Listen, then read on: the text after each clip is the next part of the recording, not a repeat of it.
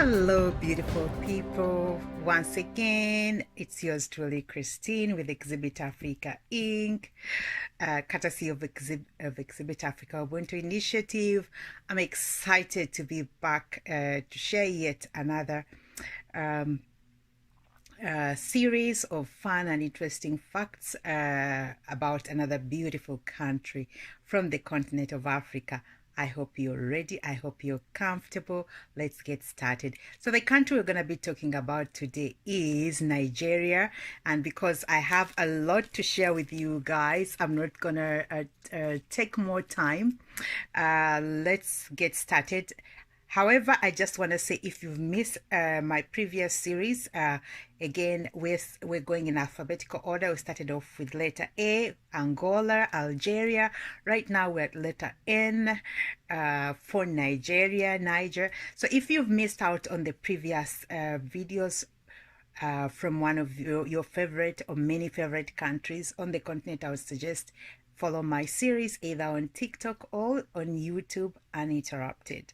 So without any further ado, there's a lot we have to unpack as far as Nigeria goes. So make yourselves comfortable. Let's get started. Today's fun and interesting facts are compiled by everyculture.com if you want to check them out. So let's get started. So the culture name for Nigeria is Nigerian. Let's dive into the orientation. Though there is archaeological evidence that societies have been living in Nigeria for more than 25 years, the borders of modern Nigeria were not created until the British consolidated their colonial power over the area in 1914. The name Nigeria was suggested by British journalist Flora Shaw in the 1890s. She referred to the area as Nigeria after the river Niger, which dominates much of the country's landscape. The word Niger in Latin means black. More than 250 ethnic groups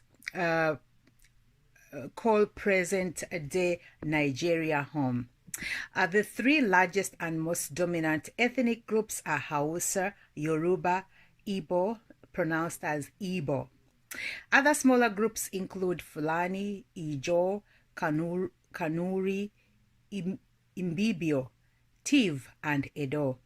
Prior to their conquest by Europeans, these ethnic groups had separate and independent histories. Their grouping together into a single entity known as Nigeria was a construct of the British colonizers. These various ethnic groups never considered themselves as part of the same culture. This general lack of Nigerian nationalism, coupled with an ever-changing and often ethnically biased national leaderships, have led to severe internal ethnic conflicts and a civil war. Today, confrontations between all among members of different ethnic groups continue. Now, I just want to also let you know that some of the facts I might be sharing here might be outdated. So if you have any updated or current information, please feel free to share that in my comments. Now, let's continue on with the location and geography of Nigeria. Nigeria is in West Africa along the eastern coast of Gulf of Guinea and just north of the equator. It is bordered in the west by Benin, on the north by Niger and Chad, and on the east by Cameroon. Nigeria covers an area of about 356,000 square miles, or about twice the size of California.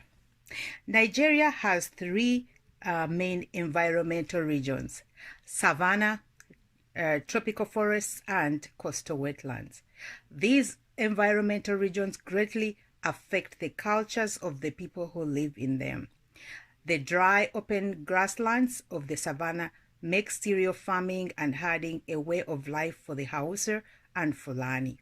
The wet tropical forests to the south are good for farming fruits and vegetables, main income producers for the Yoruba, Igbo, and others in the area.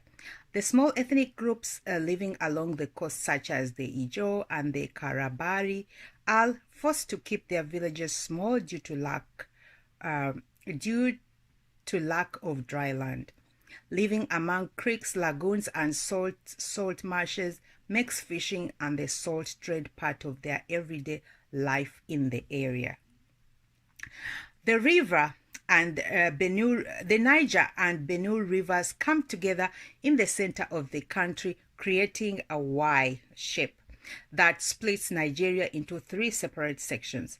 In general, this Y shape marks the boundaries of the three major ethnic groups: the Hausa in the north, the Yoruba in the southwest, and the Igbo in the southeast. Politically, Nigeria is divided in 36 states. The national capital was moved from Lagos, the country's largest city, to Abuja on the 12th December 1991. Abuja is in a federal territory that is not part of any state. While Abuja is the official capital, its lack of adequate infrastructure means that Lagos remains the financial, commercial, and diplomatic center of the country. Now, let's move on to the demography. Nigeria has the largest population of any African country. In July 2000, Nigeria's population was estimated at more than 123 million people. At about 345 people per square mile, it is one of the most densely populated countries in Africa. Nearly 1 in 6 African is a Nigerian. Despite the rampage of HIV, Nigeria's population continues to grow at about 2.6% each year. The Nigerian population is very young. Nearly 45% of its people are under the age of 14. With regard to ethnic breakdown, the Hausa Fulani make up 29% of the population, followed by the Yoruba with 21%, and the Igbo with 18%, the Ijo with 10%, the Kanuri with 4%, and the Imbilibio with 3.5%, and the Tiv with 2.5%. Major urban centers include Lagos, Abidjan, Kaduna, Kano, and Port Harcourt. Now, let's move on to the linguistic affiliations. English is the official language. English is the official language. All right, let's move on to the linguistic affiliations. English is the official language of the Nigeria, used in all governmental interactions and in state-run schools. In a country with more than 250 individual tribal languages, English is the only language common to most people. Unofficially, the country's second language is Hausa. In northern Nigeria, many people who are not ethnic Hausas speak both Hausa and their own tribal language. Hausa is the oldest known written language in West Africa, dating back to before 1000 CE. The dominant indigenous languages of the South are Yoruba and Igbo. Prior to colonization, these languages were the unifying languages of the Southwest and Southeast respectively, regardless of ethnicity. However, since the coming of the British and the introduction of mission schools in southern Nigeria, English has become the language common to most people in the area. Today, those who are not ethnic Yorubas or Igbos rarely speak Yoruba or Igbo. Pidgin, a mix of African languages and English, also is common throughout southern Nigeria. It basically uses English words mixed with Yoruba and Igbo grammar structures. Pidgin originally evolved from the need for British sailors to find a way to communicate with local merchants. Today, it's often used in ethnically mixed urban areas as a common form of communication among people who have not had formal education in English. Let's move on to the symbolism. Because there is little feeling of national unity among Nigerians people, there is little in terms of national symbolism. What exists is usually created all unveiled by the government as presentation of the nation. The main national symbol is the country's flag. The flag is divided verbally into three parts. These include the national the center section is white, flanked by two green sections. The green of the flag represents agriculture, while the white stands for unity, peace. Other national symbolic symbols include the national coat of arms, the national anthem, the national pledge, similar to the Pledge of the Allegiance in the United States, and Nigeria's national motto of peace and unity, strength and progress. Now, let's go to history and ethnic relations. Emergence of the nation. Every ethnic group in Nigeria has its own stories of where its ancestors came from. Those vary from tales of people descending from the sky to stories of migration from far-off places. Archaeologists have found evidence of Neolithic humans who inhabited what is now Nigeria as far as 1200,000 BCE. The historians of the people in northern and southern Nigeria, the histories of the people in northern and southern Nigeria prior to the colonization followed vastly different paths. The first recorded empire in present-day Nigeria was centered in the north of Kanem, Borno, near Lake Chad. The empire came to power during the 8th century CE. By the 13th century, many Hausa states began to emerge into the regions as well. Trans-Saharan trade with North Africans and Arabs began to transform these northern societies greatly. Increased contact with the Islamic world led to the conversion of the Kanon Borno Empire to Islam in the 11th century. This led to a ripple effect of conversions throughout the north. Islam brought with its change in law, education, and politics. The trans-Saharan trade also brought with its revolutions in wealth and class structure. As the centuries went on, strict Islamists, many of whom were poor Fulani, began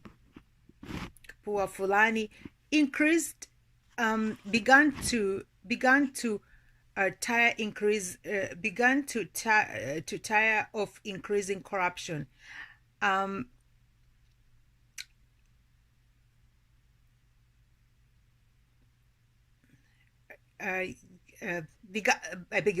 Began to tire of increasing corruption, excessive taxation, and unfair treatment of the poor. In 1804, the Fulani launched a jihad or Muslim war against the Hausa states, and in an attempt to cleanse most of the non-Muslim behaviors and to reintroduce proper Islamic ways. By 1807, the last Hausa state had fallen. The Fulani victors founded the Sokoto Caliphate, which grew to become the largest state in West Africa until its conquest by the British in 1903. In the south, the Oyo Empire grew to become the most powerful Yoruban society during the 16th century.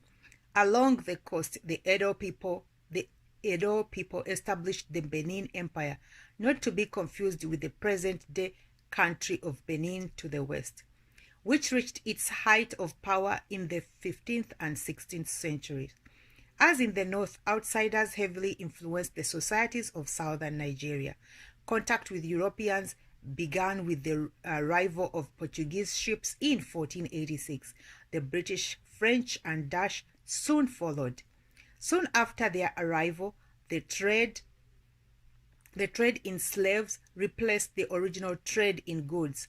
Many of the coastal communities began selling their neighbors, which they had captured in wars and raids. to the Europeans in exchange for things such as guns, metal, jewelry, and liquor. The slave trade had major social consequences for the Africans. Violence and intertribal warfare increased as the search of slaves intensified. The increased wealth accompanying the slave trade began to change social structures in the area. Leadership, which had been based on traditional and ritual, soon became based on wealth and economic power. After more than 350 years of slave trading, the British decided that the slave trade was immoral and in 1807 ordered it stopped. They began to force their newfound morality on the Nigerians. Many local leaders, however, continued to sell captives to illegal slave traders. This led to confrontations within the British Navy, which took on the responsibility of enforcing the slave embargo. In 1851, the British attacked Lagos to try to stem the flow of slaves from the area. By 1861, the British government had annexed the city and established its first official colony in Nigeria. As the non-slave trade began to flourish, too did the Nigerian economy. A new economy based on raw materials, agricultural products, and locally manufactured goods saw the growth of a new class of Nigerian merchants. These merchants were heavily influenced by Western ways. Many soon became involved in politics, often criticizing chiefs for keeping to their traditional ways. A new divide within the local communities began to develop in terms of both wealth and politics. Because being a successful merchant was based on production and merit, not on traditional community standing, many former slaves and lower class people soon found that they would advance quickly up the social ladder. It was not unusual to find a former slave transformed into the richest, most powerful man in the area. Missionary societies brought Western-style education to Nigeria as Christianity quickly spread throughout the South. The mission schools created an education African elite who also sought increased contact with European and Westernization of Nigeria. In 1884, as European countries engaged in a race to consolidate their African territories, the British Army and local merchant militias set up to conquer the Africans who refused to recognize British rule. In 1941, after squashing the last of the indigenous opposition, Britain officially established the colony and protectorate of Nigeria. Let's move on to the national identity. The spread of covert colonial control led to the first and only time that the ethnic groups in modern Nigeria came together under a commonly felt sense of national identity. The Africans began to see themselves not as Hausas, Igbos, or Yorubas, but as Nigerians in a common struggle against their colonial rulers. The nationalistic movement grew out of some of the modernization that the British had instituted in Nigeria. The educated elite became some of the most outspoken proponents of an independent Nigeria. The elite had grown weary of the harsh racism it faced in business and administrative jobs within the government. Both the elite and the uneducated also began to grow fearful of the increasing loss of traditional culture. They began movements to promote Nigeria foods, names, dress, languages, and religions. Increased urbanization and higher education brought large multi-ethnic groups together for the first time. As a result of this coming together, the Nigerians saw that they had more in common with each other than they had previously thought. This sparked unprecedented levels of inter-ethnic teamwork. Nigeria's political movements, media outlets, and the trade unions whose purpose was the advancement of all Nigerians, not specific ethnic groups, became commonplace. As calls for self-determination and transfer of power into the hands of Nigerians grew, Britain began to invest more power into their regional governments. As a result of early colonial policies to divide and conquer, the regional governments tended to be drawn along ethnic lines. With the most to a greater regional autonomy, the idea of unified Nigeria began to crumble. Regionally and ethnically based political parties sprang up as ethnic groups began to wrangle for political influence. Let's move on to the ethnic relations. Nigeria gained full independence from Britain on October 1st, 1960. Immediately following independence, various fighting between and among political parties created chaos within the pledging democracy. On the 15th January 1966, a group of army officials staged a military coup, killing many of the government officials from western and northern tribes. 6 months later, northern forces with the military staged a counter coup, killing most of the other leaders. Demonstrations broke out across the country, especially in the north. Hundreds were killed while the rest fled to the southeast. On 26 May 1967, the Igbo-dominated southeast declared it had broken away from Nigeria to form the Independent Republic of Biafra. This touched off a civil war that lasted for 3 years. In 1970, the burst of widespread famine resulting into Nigerian imposed blockade, Biafra was forced to surrender. Between 500,000 and 2 million civilians were killed during this war, most dying of starvation, not combat.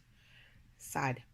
Following the war, military rulers encouraged a national reconciliation, urging Nigerians to once again become a unified people. While the national reconciliation succeeded in reintegrating the Biafras into Nigeria, it did not end the problems of ethnicity in the country. In the years that followed, Nigeria was continually threatened by disintegration due to the ethnic fighting. These ethnic conflicts reached their height in the 1990s. After decades of military rule, elections for a new civilian president were finally held on the 12th June 1993. A wealthy Yoruba named Moshood Abiola won the elections, beating the leading candidate. Abiola won support not only from his people but from many non-Yoruba as well, including many Hausas. This marked the first time since Nigeria's independence that Nigerians broke from ethnically based voting practices. 2 weeks later, however, the military regime had the elections results annulled and Abiola was imprisoned. Many commanders in the military feared losing their control to the Southerners. They played on the nation's old ethnic distrust, hoping that a divided nation would be easier to control. This soon created new ethnic crisis, and the next 5 years saw violent protests and mass migration as ethnic groups again retreated to their traditional homelands. The sudden death of Nigeria's military dictator, General Sani Abacha, on June 8, 1998, opened the door to a transition back to civilian rule. Despite the age-old ethnic rivalries, many Nigerians again crossed ethnic lines when they entered the voting booth. On the 22nd February 1999, Olusegun Obasanjo, a Yoruba who ironically lacked support from his own people, won the presidential election. Obasanjo is seen as a nationalist who opposed ethnic divisions. However, some ethnic leaders believe that he favors his own ethnic group. Unfortunately, the ethnic fighting in Nigeria continues. In October 2020, clashes between between the OPs between political groups led to the death of nearly 100 people in Lagos.